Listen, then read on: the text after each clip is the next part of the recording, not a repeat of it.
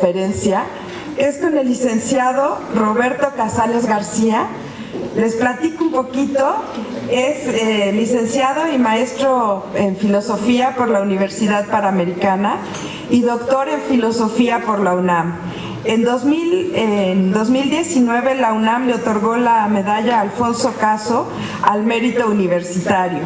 Actualmente es director académico desde el 2013. También es miembro de la Red Iberoamericana Leibniz desde su fundación en 2012, en la North American Kant Society, del Grupo Ágora, del Centro de Estudios en Familia y Sociedad, así como del Sistema Nacional de Investigadores de CONACYT. Es autor de Reflexión y Determinación en la Moral, esbozo de una teoría del juicio moral en Kant en el 2013, Justicia, Amor e Identidad en la Ontología Monadológica de Leibniz en 2018 y en fin ha publicado más de 20 libros como editor y compilador y cuenta con más de 73 publicaciones especializadas entre capítulos, artículos y notas críticas. Se especializa en temas de filosofía práctica y teoría de la acción, concretamente en Kant y Leibniz, así como también en cuestiones de filosofía social. Entonces, bienvenido, doctor Roberto, y muchísimas gracias por acompañarnos. Lo dejamos para que nos dé su conferencia. Bienvenido.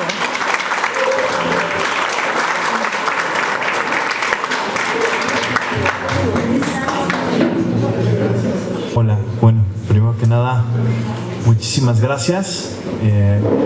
Pues para mí es un honor poder estar aquí. Cuando me invitó Carmen al proyecto, yo también me sentí muy identificado. Yo también tengo un hijo con discapacidad. Digo que es mi Duvalín, no lo cambio por nada. Entonces, con mucho gusto y con mucho cariño aquí estamos. Espero poder compartir algo que yo sé que lo que voy a decir son cosas como muy obvias, pero decía un profesor alguna vez que nos dio una charla sobre la amistad en Aristóteles, ¿no? Y decía, bueno, llega Aristóteles y nos dice que para ser feliz hay que tener amigos, ¿no?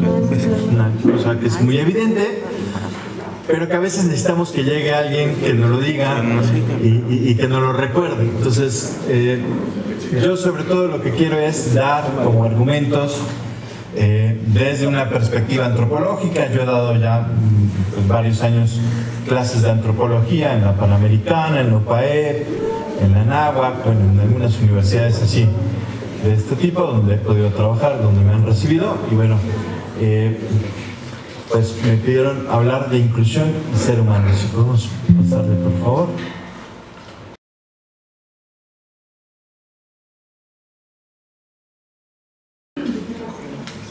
Bueno, ahí está Mateo, ¿no? Para que le conozcan, él es Mateo, se parece a su papá, por eso está guapo.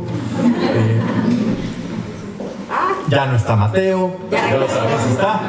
Pero bueno, ¿qué voy a hablar? Bueno, cuando me invitaron, me dieron el tema, yo dije, bueno, lo primero es plantearse preguntas.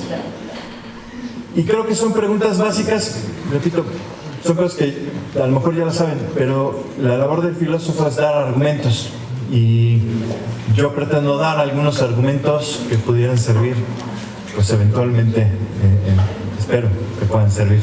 Entonces yo me hice 3 preguntas. Primero, ¿por qué es necesario hablar de inclusión? Si pareciera que es algo como tan evidente que lo damos por sentado, tendremos que incluir, pero ¿por qué? ¿Cuáles son las razones de fondo? Voy a decir cosas muy básicas. Segundo, me pregunté, bueno, ¿y si nosotros fuéramos los excluidos, por qué nos tendrían que incluir? ¿Cuáles son las razones por las que debiéramos todos ser incluidos? Porque la inclusión se da de todos.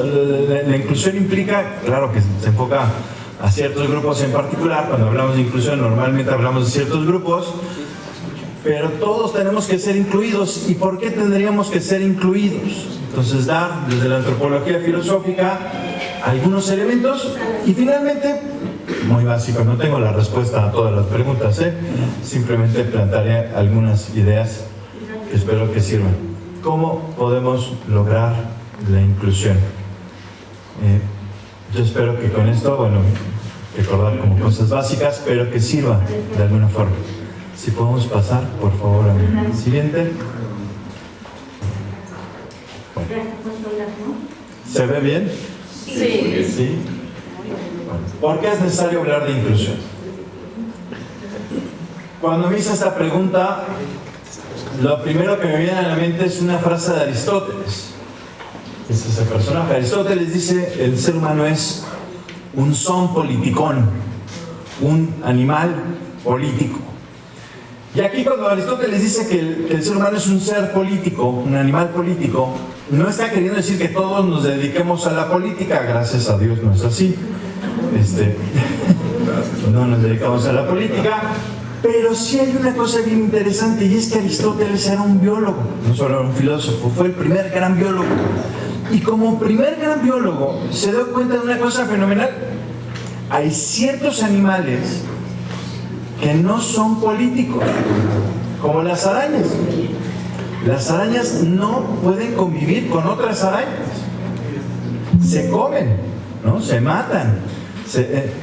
Ya hay animales, dice Aristóteles, que son políticos, es decir, que viven en comunidad, que necesitan vivir en comunidad. ¿Por qué? Porque su desarrollo como individuos depende por completo de la comunidad. Y el caso del ser humano, dice Aristóteles, es muy particular. Nosotros somos animales políticos. Esa sería una primera razón. ¿Por qué tenemos que hablar de inclusión? Porque somos seres políticos, dependemos de una comunidad. Nuestro desarrollo depende de esa comunidad. Bueno, ahora estoy dando una clase de filosofía de la educación, y parte de las razones por las cuales es importante hablar de la educación tiene que ver justo con el desarrollo de la comunidad. Yo me doy cuenta que para poderme formar como individuo necesito de una comunidad de docentes, de padres, de familia que me acoge en mi fragilidad, en mi vulnerabilidad, y que acogiéndome me ayuda a crecer, me ayuda a madurar. Bueno, Aristóteles ya se había dado cuenta de este aspecto. Somos animales políticos, que además nos damos cuenta de una cosa bastante peculiar. Somos, decía Pascal, pequeños. Pascal decía que el ser humano es un ser paradójico, porque siempre está entre la grandeza y la miseria, ¿no? A veces hay unos que son muy pedantes y quieren estar sobrados, ¿no? Pero Pascal decía: no, lo propio del ser humano es darse cuenta que está en un punto medio. Frente al cosmos, ¿qué somos frente al cosmos? Polvo cósmico, nada. Pero al mismo tiempo, ya quisiéramos que cualquier nebulosa, por más potente que pudiera ser, hiciera lo más mínimo que hace un ser humano, que es preguntarse. Somos seres de preguntas. Somos seres finitos, que somos conscientes, al menos hasta donde sabemos somos los únicos, somos conscientes. No sabemos si después habrá marcianos que sean conscientes, pero bueno, de lo que sí podemos saber hasta ahorita es que somos los únicos bichos raros que somos conscientes y que hacemos ese tipo de preguntas. ¿Quiénes somos? ¿A dónde vamos? ¿Cuál es el fin de nuestra existencia? ¿Qué sentido tienen las cosas? Somos los únicos bichos raros que hacemos ciencia. Por más inteligentes que sean los delfines, y nos digan: no, es que los delfines pueden alcanzar una inteligencia de un niño de 5 años. Bueno, sí, pero el delfín no se hace las preguntas que se hacen mis hijos. El delfín no tiene el tipo de respuestas que tiene Mateo, ¿no? Por más bonito y maravilloso que sea el delfín, digo, no le quito su propia grandeza, pero nos damos cuenta de que somos finitos y vulnerables. Nuestras capacidades son limitadas. Eso es algo que tenemos que hacer muchísima conciencia de eso. Somos seres frágiles, que por tanto necesitamos ser acogidos por una comunidad. De todos los animales, de hecho, somos los más vulnerables. Tú pones un bebé en la jungla, en medio de la nada, en la intemperie, y es muy probable que no sobreviva. No tenemos un pelaje especial, no tenemos una fuerza especial, no somos los mejores depredadores. Bueno, sí somos en cierta forma, pero digamos, un bebé recién nacido no es un buen depredador, ¿no? Podemos empezar incluso a marcar ciertas diferencias, ¿no? Bambi a la hora nace y camina, ¿no? Nosotros nos tardamos más tiempo, ¿no? Y piensen, la tortuguita sale del cascarón. Bueno, ahorita diré ese ejemplo que me gusta mucho. La tortuguita sale del cascarón y sabe qué hacer de su vida, ¿no? La tortuguita no se empieza a preguntar así de, oye, ¿por qué marina, no? ¿Por qué no terrestre? ¿Por qué no tortuga de fuego? O algo. ¿Por qué no? La tortuga no se hace ese tipo de cuestionamientos, ¿no? Y nosotros podemos llegar, quién sabe, bueno, hay casos particulares, ¿no? ¿Por qué no ninja? ¿Por qué no ninja? Bueno, esa sería muy padre, ¿no? Las tortugas ninja. En fin, nos damos cuenta que somos finitos, limitados, en todo, en diversos grados. Pensemos simplemente en nuestra relación con el conocimiento. La verdad siempre nos rebasa infinitamente. Por eso Sócrates decía que no sabía nada. No porque no tuviera conocimientos, claro que sabía, era militar, fue a la guerra, sabía algo. Pero él se daba cuenta que lo que sabía era tan poquito que necesitaba de los demás. Y por eso él se concebía a sí mismo como un partero de ideas. Dice, yo ayudo a los demás a parir ideas. Los cuestiono, los interrogo, porque yo no soy alguien que tenga ideas, pero sí puedo ayudar a los demás a que tengan ideas por sí, a que piensen. Una tercera razón, creo que es la más evidente, por justicia social, por bien común. Cuando hablamos de bien común, muchas veces se nos olvida algo. El bien común es el único bien del individuo. Eso muchas veces se nos olvida. No quiere decir que no haya cosas que son particulares de cada uno, no quiere decir que mi forma de realizarme está en la comunidad. Nuevamente remito a Aristóteles, ¿no? Dependo de esa comunidad para desarrollarme, ¿por qué? Porque simplemente no me doy abasto por mí mismo. Yo no hice esta ropa, no cultivé la comida que como, que como bien, como ya se dieron cuenta. Es decir, todo eso, vaya, incluso no me podría dedicar yo a la filosofía si tuviera que hacer todas esas tareas. Se suele decir que la filosofía surge del ocio, ¿no? ¿Cuándo empezó la humanidad a hacer filosofía? Cuando hubo tiempo de ocio. Cuando ya tenían un poco las cosas medio resueltas y dijeron, bueno, ¿qué vamos a hacer? Bueno, unos arte, unos vamos a ver las estrellas, y otros, bueno, vamos a hacer filosofía, ¿no? La filosofía surge del ocio. Bueno, nos damos cuenta que para hablar del bien común, nos damos cuenta que no nacimos para nosotros mismos, porque no dependemos, de hecho, solo de nosotros mismos. Incluso, hay un argumento que me gusta mucho que da un filósofo canadiense que se llama Jean Grondin. Dice, bueno, si el sentido de la vida fuese la felicidad, yo me doy cuenta de una cosa. Yo no me puedo dar a mí mismo la felicidad. ¿Por qué? Porque hay un montón de cosas que no dependen de mí, de las cuales sí depende mi felicidad. Hay un montón de cosas que yo no controlo, que de alguna forma tienen un impacto en mi felicidad. Pero me doy cuenta de que puedo contribuir a la felicidad de los demás y que puedo ser feliz haciendo feliz a los demás. De manera que se llama, si el sentido de la vida es la felicidad, no es mi felicidad, no es la de Roberto Casals, es la de la gente que me rodea. Por eso, si el sentido de la vida fuera la felicidad, el sentido de la vida sería el amor al prójimo, el amor a los demás. Finalmente, y esta es una idea de uno de los autores que a mí más me gusta, que lo mencionaré hasta el final, se llama Leibniz. Y es que Leibniz creía en la armonía universal. ¿Qué quiere decir esto de la armonía universal? Y Leibniz la definía así: la unidad en la multiplicidad, la identidad en la pluralidad, Eso tendría que ser la sociedad, por ejemplo. La sociedad es diversa, tiene diversas capacidades, cada uno tiene diversas capacidades, diverso potencial, diversos gustos. No, habrá quien le vaya a la América, perdón, o a los Pumas, o a las Chivas, bueno, los gustos se rompen género, ¿no? Pero bueno, hay diversidad, pero tiene que haber unidad. ¿Por qué? Porque todos de alguna forma estamos relacionados.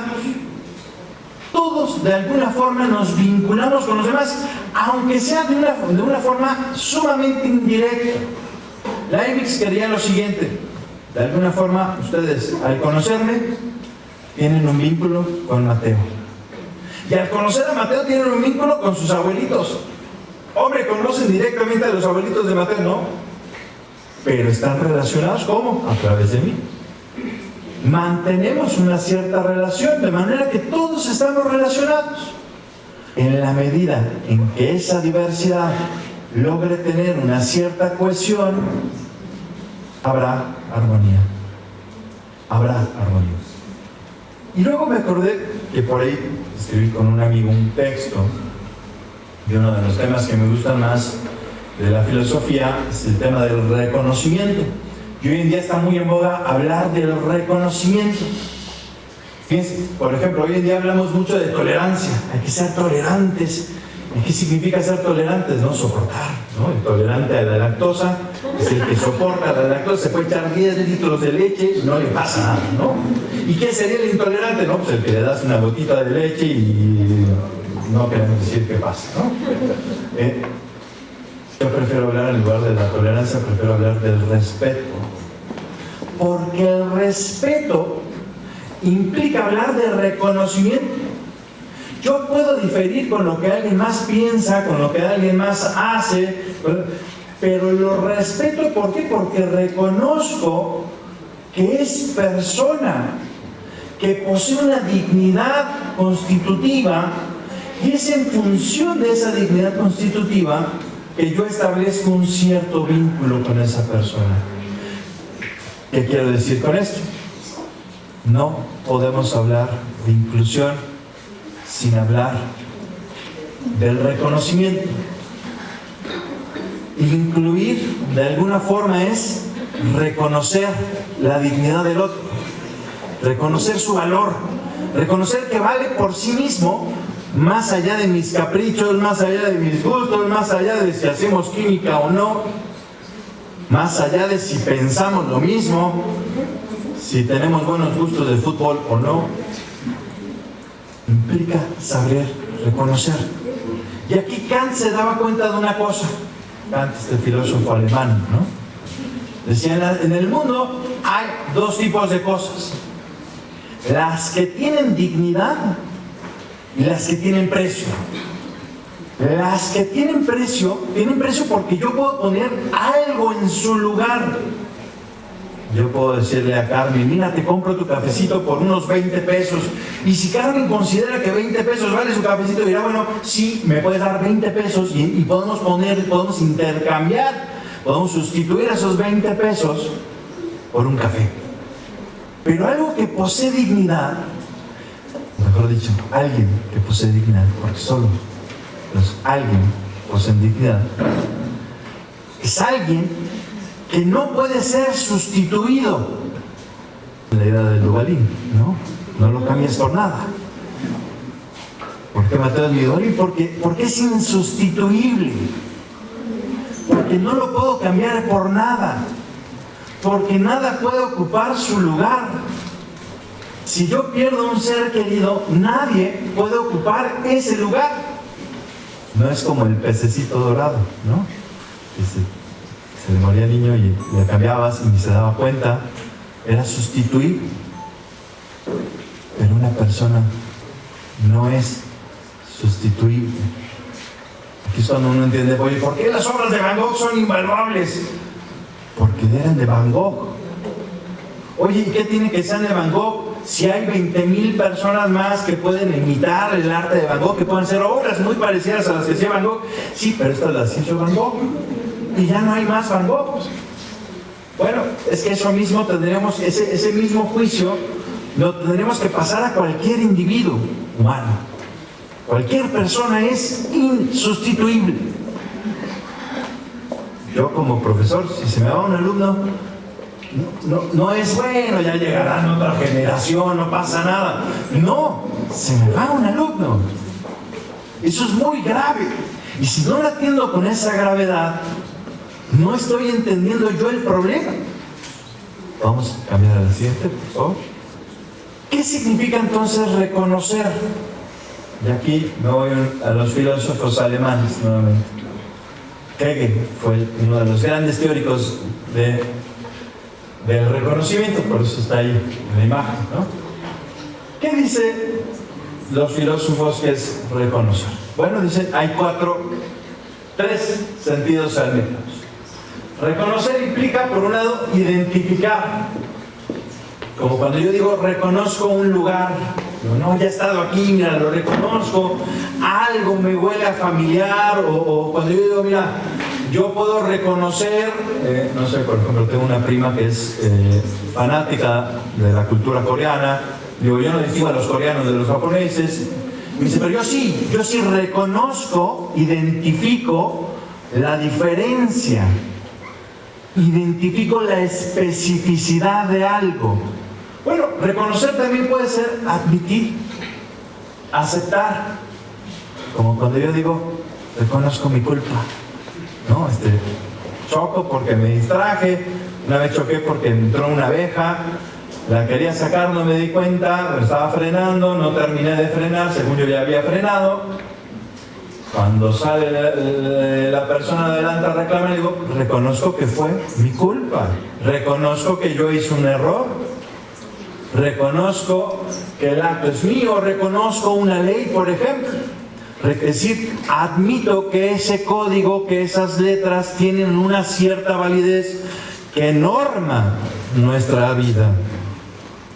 Y por último, cuando decimos, por ejemplo, reconocemos la trayectoria, los 45 años de cómic, ¿qué estamos haciendo? Apreciar, estimar. Aquí el reconocimiento ya no es solo identificar, ya no solo es admitir, es valorar. Y el tipo de reconocimiento que nosotros necesitamos para la inclusión no es solo uno de estos sentidos, sino la complementación de los tres. Salud. Salud. Incluir significa que yo reconozco al otro, lo identifico sus necesidades, por ejemplo. Admito que tengo una cierta responsabilidad, que soy corresponsable del otro, pero también sé valorar al otro, sé ponderar su valor. ¿Cuál es su valor de la persona? Ser insustituible, ser invaluable. ¿Qué pasa si no reconocemos? Bueno, Hegel nos dio una lección. No lean a Hegel, es complicadísimo leer a Hegel, pero sí hay un pasaje que vale muchísimo la pena, es un pasaje que se llamó La dialéctica del amo y el esclavo. Y es que Hegel se daba cuenta que si nosotros no reconocemos al otro, si yo no me reconozco a mí mismo en el otro, hay de dos sopas. Una, lo termino matando. Dos, lo esclavizo. ¿No? Yo quiero que el otro me reconozca en mi superioridad, en mi libertad, en mi autenticidad. ¿Y qué hago para eso? Lo domino. Ahí hay un falso reconocimiento. ¿Cuándo hay un verdadero reconocimiento? Dice Hegel, cuando los esclavos se dan cuenta que son iguales. Cuando los esclavos se dan cuenta que no dependen del amo, que de hecho el amo depende de ellos. Y entonces logran liberarse. Bueno, esa lección de Hegel es importantísima. Si yo no reconozco al otro como un igual, si yo no lo reconozco en su valor, en sus necesidades, en sus exigencias, porque fíjense, esto es bien interesante, la razón de ser de los marcos jurídicos tiene que ver con la coexistencia de la libertad. ¿Por qué? Porque cada uno en su libertad tiene exigencias, pero resulta que mis exigencias chocan con las de mi esposa, bueno, mucho, a veces, cuando llega la quincena, mucho. Y con las de mis hijos, que también tienen sus propias exigencias, que también tienen sus propios reclamos, sus propias necesidades, y todas chocan. Bueno, tenemos que ponernos de acuerdo. ¿Cómo logramos coexistir? Nos necesitamos. ¿Cómo coexistimos? ¿Se ve? Primero, reconociéndonos. Si no nos reconocemos, no nos podemos tratar como iguales. ¿Vale? Vamos a pasar, por favor, a la siguiente. Entonces, ¿por qué deberíamos ser incluidos? Yo aquí lo primero que pensé es, tenemos que eludir a la antropología. Lo primero es comprender qué significa ser persona. Y aquí tenemos al menos dos sentidos que son fundamentales, que son también complementarios, y yo puse dos autores que a mí me parece que son base para entender esos sentidos. El primero lo hizo este tipo que se llama Boecio, Severino Boecio. Y Boecio dice que la persona, ahí les va en francés, dice, la persona es la sustancia individual de naturaleza racional. ¿Y eso cómo se come? ¿No? Es sustancia, es un ser, es una cosa, es algo. Pero ¿qué es un individuo? Y dentro de todos los individuos, dice Santo Tomás de Aquino, es el individuo más individuo de todos. ¿A qué va? Un individuo, como lo dice el término, es algo que es individuo, es decir, no divisible. Un individuo es esta botella, ¿no? Es un individuo. Si yo parto la botella, no tengo dos botellas, es una botella. Pero hay grados de individualidad. Los filósofos medievales se dieron cuenta que había grados de individualidad. Por ejemplo, hay ciertos organismos que si tú los partes a la mitad del gusanito, y si lo partes a la mitad, sí tienes dos gusanitos, ¿no? La estrella de mar, ¿no? Le arrancas una parte y sale otra estrella de mar, y sí tienes dos estrellas de mar. A mayor grado de individuación, mayor cohesión va a haber en el ser de ese individuo. Pues dice Santo Tomás, la persona es el máximo individual. Cuando decimos eso que nos gusta decir en mexicano, ¿no? Eres único e irrepetible. Bueno, alguien que fuera como muy burlón diría, bueno, como esta botella, ¿no? Si nos vamos a la física clásica, newtoniana, decimos, bueno, esta botella ocupa un espacio-tiempo determinado que nadie más ocupa, con lo cual es único e irrepetible. Sí, pero la forma, cuando nosotros le decimos a alguien es que eres único e irrepetible, estamos queriendo decir es tu individualidad. Dada tu libertad, dadas ciertas características de tu ser, es tan potente que por eso eres insustituible. Se te pierde, no sé, te chocan el carro, pérdida total, pues te compras otro. No sé si lo estoy diciendo como si fuera tan fácil, ¿no? Pero se te pierde un carrito Hot Wheels, pero no sé si es más fácil, ¿no? Se le pierde a mi hijo un carrito Hot Wheels, pues le compro otro. Y es más, si no es igual, le da exactamente lo mismo. Es más, hasta escojo uno que me gusta más. Lo puedo sustituir. Pero el individuo no, porque el individuo es un proyecto, es su propio proyecto. Fíjense, esto es muy particular y esto es algo que nos distingue de todos los demás animales. Somos animales racionales, ¿no? Dice Aristóteles. Pero ¿qué tipo de animales? Somos personas. ¿Y por qué somos personas? Porque somos capaces de gestionar nuestra propia existencia. Repito, es el ejemplo de la tortuguita. La tortuguita sale y sabe qué tiene que hacer. Ya lo tiene definido. Los gorriones empiezan a armar su nido y hacen el nido exactamente igual, con los mismos patrones, de la misma forma. No vas a encontrar un gorrión que diga, mira, yo quiero un nido con pista de aterrizaje, piscina. No. Nosotros somos unos bichos muy raros. Pero además dice Aristóteles, dice Boecio, perdón, es que se mezclan un poquillo. Es una sustancia individual de naturaleza racional. Es esa racionalidad y se manifiesta en cada uno de diversas formas. Y mi propuesta es que también se manifiesta, por ejemplo, en la afectividad. Nuestra forma de sentir es muy diferente a la de otros seres. Muy profunda nuestra forma de sentir, la más rica. Claro que hay otra forma de sentir muy banal. Pero la más humana, la más consciente, es muy profunda. Y eso es un actor racional. Eso lo hace Mateo, ¿no? Si digamos, oye, Mateo no habla. Posiblemente nunca vaya a hablar.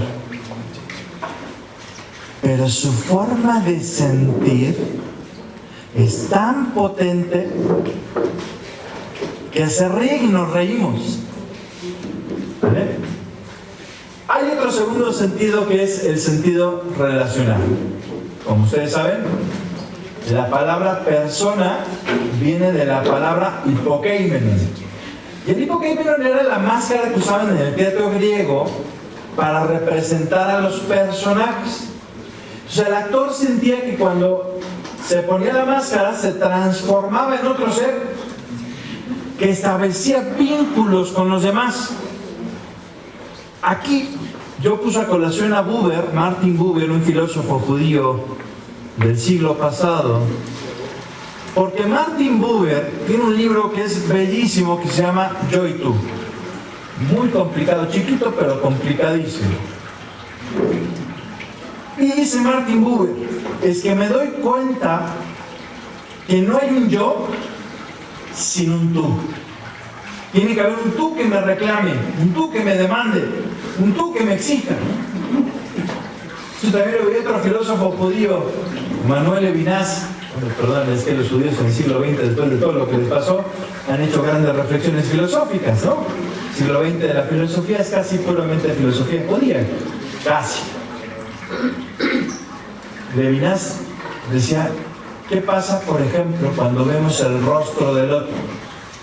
¿Qué pasa, por ejemplo? Yo soy de la Ciudad de México, ahora vivo en Puebla, pero en ambos lugares pasa exactamente el mismo fenómeno. Se te acerca el viene. Tú estás en tu carro, tranquilo en el alto, y se te acerca el viene. ¿Y qué haces? Cierras la ventana, volteas la mirada. ¿Por qué volteamos la mirada? ¿Por qué no los vemos al rostro?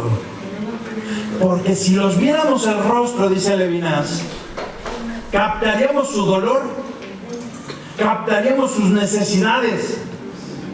Y ese dolor que está experimentando el otro me interpelaría. Es decir, me reclamaría actuar de cierta forma. Por eso esquivamos la mirada, porque si lo viéramos al rostro, nos conmovería. Y entonces ahí sí ya no nos podemos hacer guajes, ¿no? Como a veces tenemos. La persona se entiende en sentido también relacional. No solo es lo más individual, sino que es lo más individual en sus relaciones con los demás, en esos vínculos que establece con los demás. ¿Ves? La noción de persona surge justo en el cristianismo, cuando en el cristianismo quieren explicar el dogma trinitario, ¿no? Quieren explicar, decir, Dios es uno y trino, es una cosa, pero son tres personas. ¿Y cómo se distinguen? Por sus relaciones.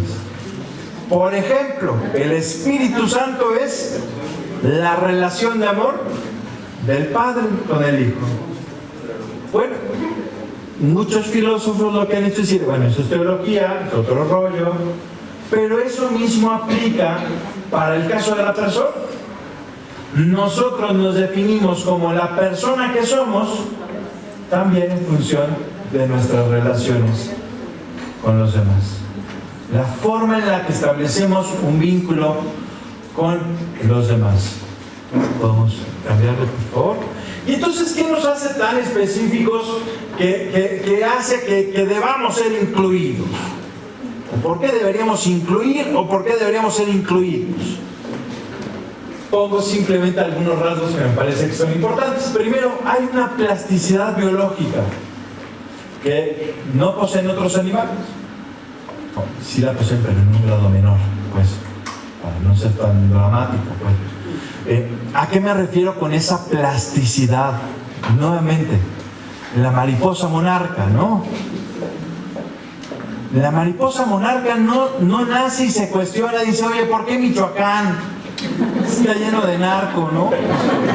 ¿Por qué no Cancún? O sea, si estamos huyendo del frío, ¿no? No, yo sé. ¿Por qué? Adelante, adelante. Hace calor, Cancún. Hace mucho calor. Eso puede ser buena razón, a lo mejor no les gusta tanto el calor.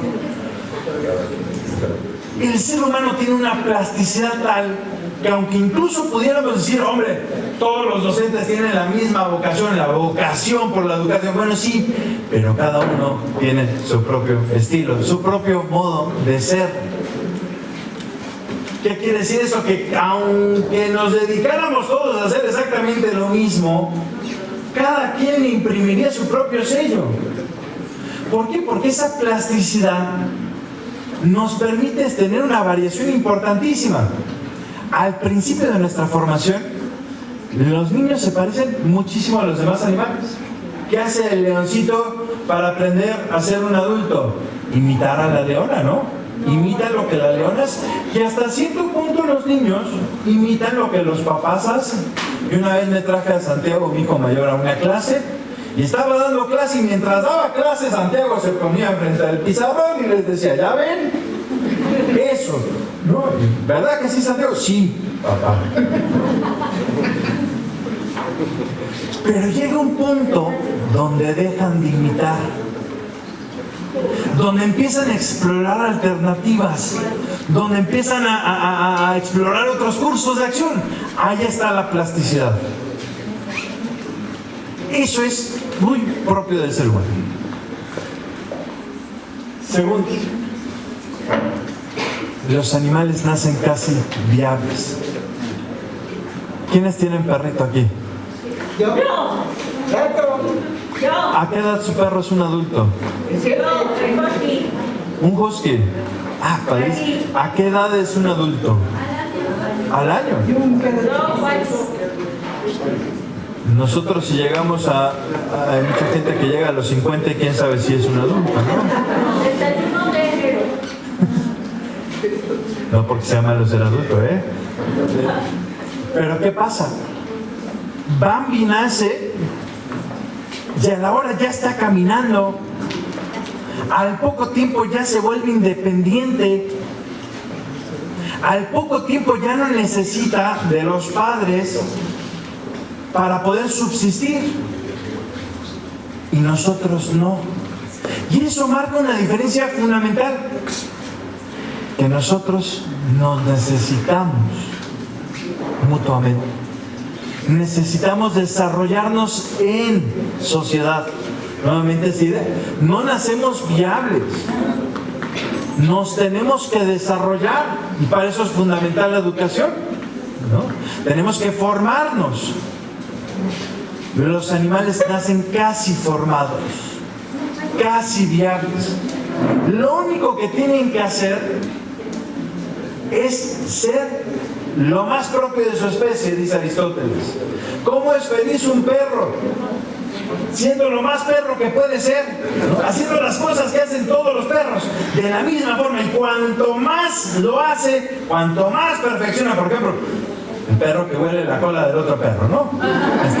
Cuanto más lo hace y le agarra más gusto, más feliz es, más perro es. Si nosotros aplicáramos lo mismo al caso del ser humano, ¿qué es? No lo de ver colas, ¿no? Lo de buscar una actividad, decir, ¿qué es lo propio del ser humano? Digamos, bueno, ¿qué es lo propio del ser humano? Hacer filosofía, bueno, no, unos hacen, otros no. No sé, hay 20.000 vocaciones, profesiones, y cada uno lo hace de una forma distinta, y cada uno le imprime su propio sello, y entonces, ¿qué es lo propio del ser humano? ¿Cómo somos felices? Bueno, haciendo lo que hacen los seres humanos. ¿Qué hacen? Lo que se les da la gana, ¿no? ¿Por qué? Porque son libres. Pero además, esto tiene que ver con una cuestión bien interesante. Aristóteles se dio cuenta que la diferencia entre los animales y el ser humano radica en una cuestión de capacidad. El ser humano es capaz de proyectarse a futuro, de pensar a futuro, y por tanto, fíjense, esto es bien interesante, es capaz de pensar en su vida como una totalidad. Esto se los digo a mis alumnos de licenciatura, ¿no? ¿Por qué se metieron a una licenciatura? Pues no porque estén esperando algo de forma inmediata, sino porque están pensando en un proyecto de vida. Espero, ¿no? Eso les digo a mis alumnos, espero que lo estén pensando, ¿no? Porque están pensando en qué tipo de vida quieren para sí. Es decir, lo propio de los seres humanos, lo propio de esa racionalidad, no es si piensan o no. Aristóteles sabía que los animales piensan y mucho. Pero hay una diferencia. Nosotros pensamos a futuro. Y entonces eso nos permite tener otro tipo de capacidades, como que pensar en otro tipo de bienes. Ya no nos conformamos con bienes simplemente relacionados con nuestra subsistencia, comer, o a cenar y desayunar. Bueno, mi hija le dice desayunar a la cena, no sé por qué, pero le dice desayunar. Comer, es decir, cumplir esas necesidades básicas. Nosotros no nos satisface solo eso. ¿Por qué hacemos las cosas? Ese ¿para qué? Yo les digo a mis estudiantes, oye, ¿para qué no se levantaron? Bueno, es que yo doy clase a las 7, también yo, ¿quién se le ocurre ese horario, no? Tengo hijos que se levantan a las 4, entonces 5 a 4, entonces doy clase a las 7 de la mañana. Y entonces yo les pregunto, ¿para qué se levantan a las 5, a las 6, a la hora que se levanten? No, profe, pues para arreglarnos. ¿Y para qué se quieren arreglar? Pues para venir guapos a la clase del profesor Casales. Digo, gracias, qué bueno que me tienen en consideración. ¿Y para qué quieren eso? No, pues para estar puntuales. ¿Y para qué quieren estar puntuales? Pues para pasar la lista y que no nos repruebe. ¿Y para qué quieren no reprobar? Pues para pasar de semestre. ¿Y para qué? Y uno va pasando a niveles cada vez más profundos. Y uno dice, bueno, al final de cuentas, ¿para qué todo eso? Bueno, pues para tener un título, tener un buen trabajo, tener una vida estable. ¿Y para qué quieren todo eso? Dice Aristóteles, para ser felices. Ah, caray. Entonces, en última instancia, les digo a mis chavos, se levantan a las 5 para ser felices. Sacrifican su sueño para ser felices. Es decir, le dan sentido a cada una de sus acciones en función de esa proyección al futuro, en función de eso que desean a futuro. Y eso les permite tener distintas formas de querer. Fíjense, esto es bien interesante. Nosotros no solo queremos cosas inmediatas. ¿Por qué queremos tener amigos? Porque queremos ser felices. Porque queremos aprender, porque queremos crecer, por 20.000 razones que podemos poner. Nos damos cuenta que es mucho más importante tener amigos que tener, no sé, un carro, o que comer una torta de tamal. De tamal, ¿no? Porque no caben más de uno, ¿no? Esto es lo que Aristóteles le llama la voluntad. Nuestros deseos siempre son impulsivos. Siempre van a lo inmediato. a las cosas concretas. La voluntad es la capacidad de ir más allá de las cosas concretas, de las cosas inmediatas. ¿Para qué? Para tener bienes de mayor calado. Ya no entonces pensamos en bienes inmediatos, sino también bienes a mediano y a largo plazo. Queremos, ya no solo queremos cosas inmediatas. No es como el niño, ¿no? No es que el niño, por ejemplo, se ponga a pensar jugando Lego, decir, bueno, voy a jugar Lego por si algún día llego a ser arquitecto. No. El niño juega para divertirse en ese momento, y si el rato le divierte jugar de médico, juega de médico, y si al rato ¿no? ¿Qué es lo propio del ser humano? Que es capaz de pensar a largo plazo. Y en función de eso, pensar en distintos tipos de bienes. ¿Para qué? Para un correcto ejercicio de su libertad. Somos libres, sí, pero ¿libres para qué? ¿Cuál es el sentido de esa libertad? ¿O qué es el sentido estricto de la libertad? Bueno, eso es otra clase, ¿no? Pero lo dejamos ahí.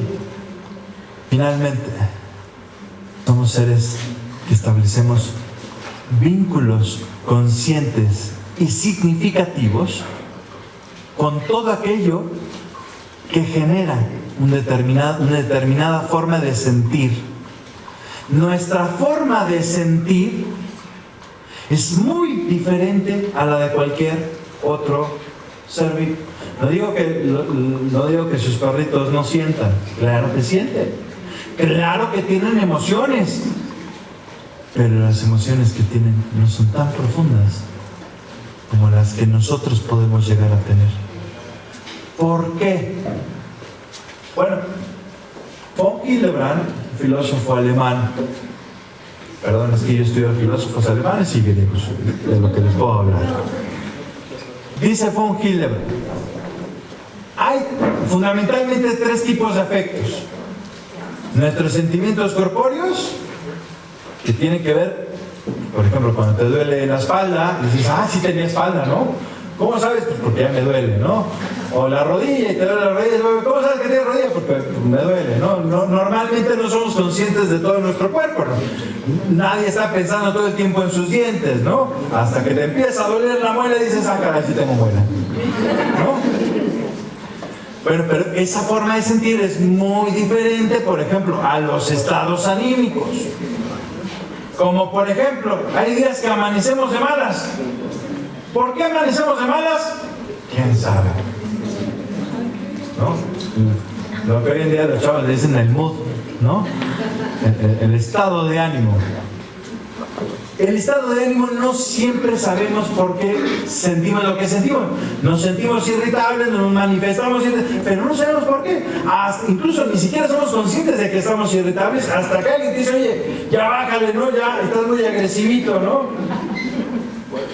Y entonces te hace consciente, te hace establecer ese vínculo consciente y significativo con lo que estás sintiendo, pero no solo con lo que estás sintiendo, sino también con aquello que causa ese sentimiento. Pensemos, por ejemplo, en el amor. No podemos hablar del amor por el amor. ¿Ya me quedan esos 5? ¿Sí? Vámonos.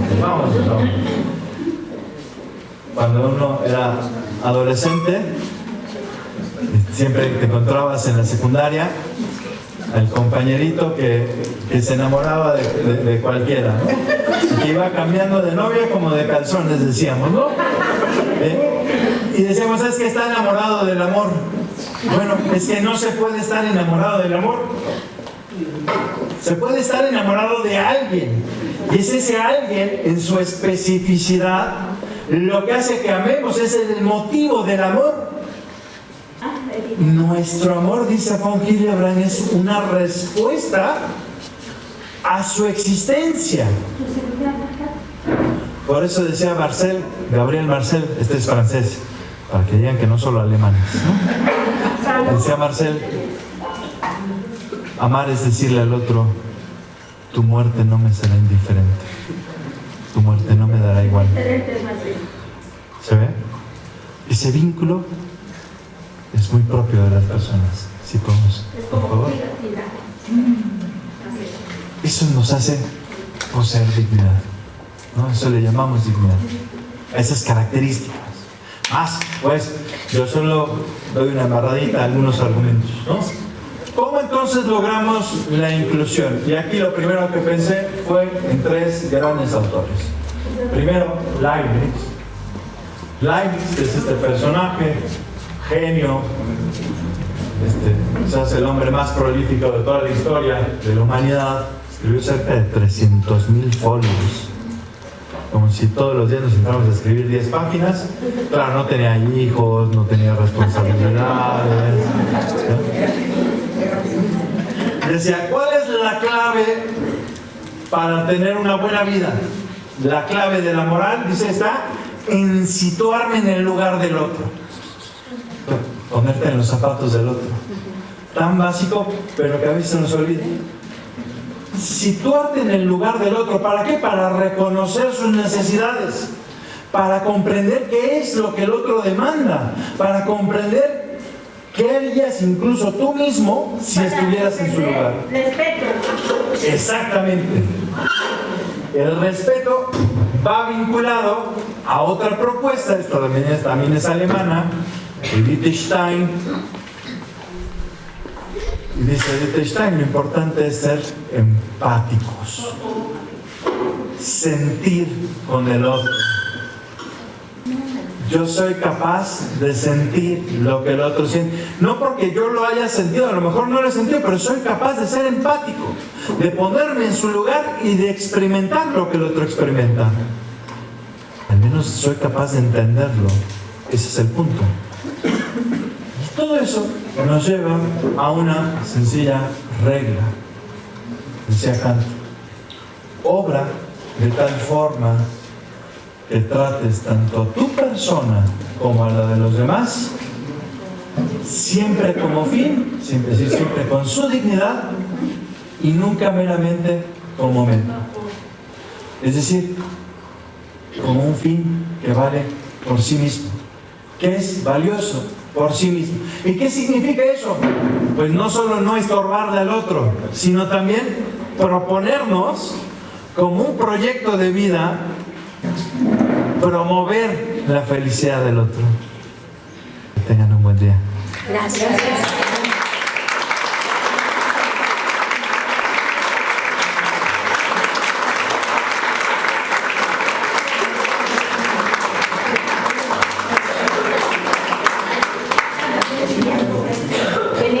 Se me olvidó decirles, tenemos las preguntas, si alguien quiere por escrito, no orales, tenemos el tiempo contado, y si hacen preguntas atrás, su correo, para que si no se pueden ahorita, entonces los ponentes los irán respondiendo después.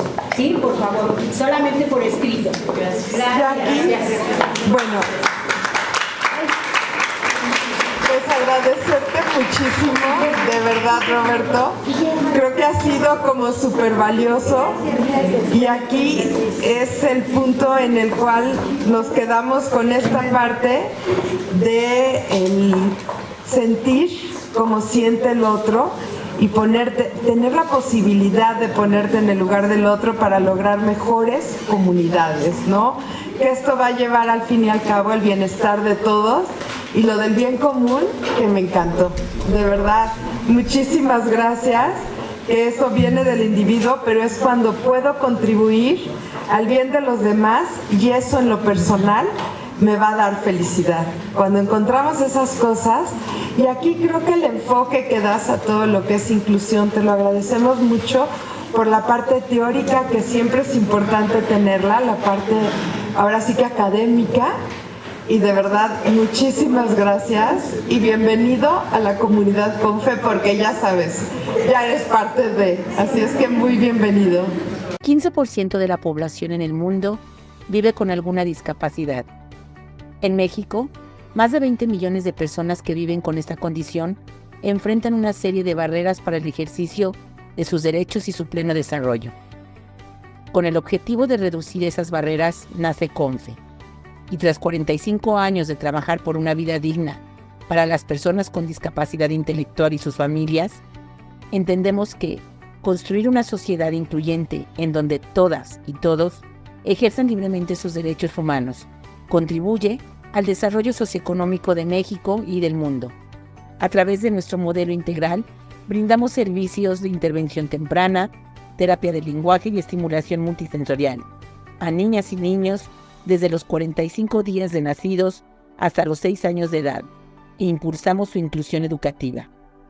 Fortalecemos las habilidades sociolaborales de jóvenes a partir de los 15 años, por medio de nuestros talleres de jardinería, panadería, costura, preparación de alimentos e intendencia, para contribuir a su inclusión laboral. Gracias a nuestra red nacional, conformada por más de 90 organizaciones de la sociedad civil que trabajan con y para las personas con discapacidad intelectual en 26 estados del país y otros vínculos internacionales, visibilizamos las diversas problemáticas que afectan a las personas con discapacidad intelectual e impulsamos iniciativas de política pública para maximizar su calidad de vida y la de sus familias. Conoce a CONFE y súmate al movimiento por la inclusión.